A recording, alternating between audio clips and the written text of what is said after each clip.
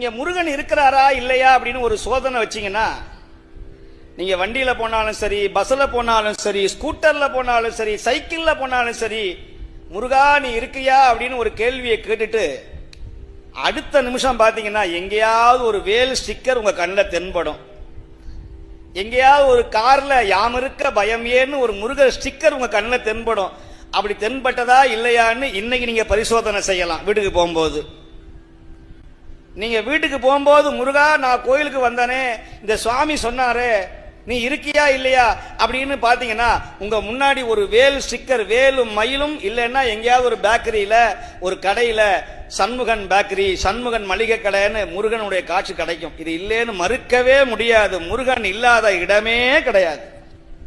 அவன் என் கூட இருக்கிறான். நான் உணர்ந்திருக்கிறேன் அந்த முருகனை பற்றி.